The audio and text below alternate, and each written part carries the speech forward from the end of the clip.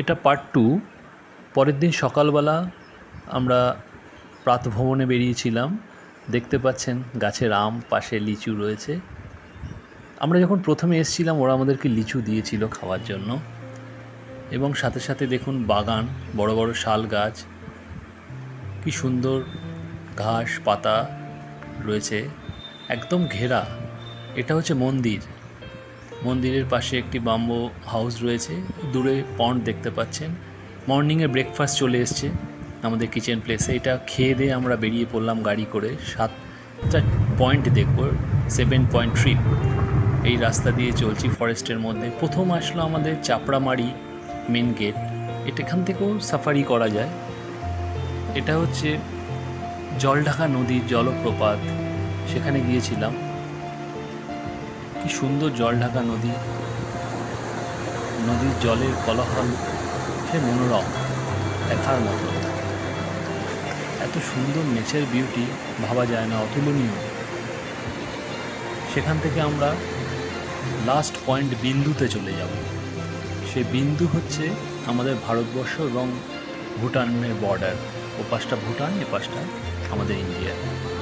তো last trip আমাদের বিন্দু হবে।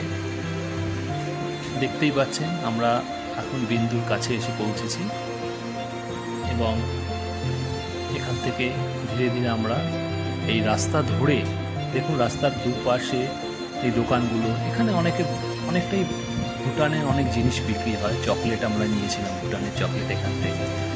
এটা জলঢাকা ব্যারেজ, এখানে জলঢাকা নদী, এই নদী ওপাশটা হচ্ছে ভুটান, এ পাশটা হচ্ছে ইন্ডিয়া। এখান থেকে ঘুরে আমরা চলে আসলাম অ্যাপেল স্টোন। এই স্টোনটা অ্যাপেলের মতন, তাই জায়গাটার নাম অ্যাপেল স্টোন ভিউ পয়েন্ট। তার পাশেই রয়েছে রকি আইসল্যান্ড। এটা একটা সাইট সিন দেখে আমরা রকি আইসল্যান্ডের যে ব্রিজটা তার কাছে এসলাম। জলধারা দেখতে পাবো, নিচ থেকে জল প্রবাহ চলছে। এই রকি আইসল্যান্ড ভিজিট করে আমরা পরবর্তী চলে যাব সামসিং ভিউ পয়েন্ট। এই সামসিং ভিউ পয়েন্ট দেখতে পাচ্ছেন, এবং এবার আমাদের ফিরে আসার পালা শিলিগুড়ি। সেদিনকেই আমরা এই দিনে শিলিগুড়ির পথে রওনা দিলাম। কি সুন্দর সানসেট। আবার সেই তিস্তা নদী, সেই মহানন্দা নদী আসবে। আশা করি আপনাদের ভিডিওটা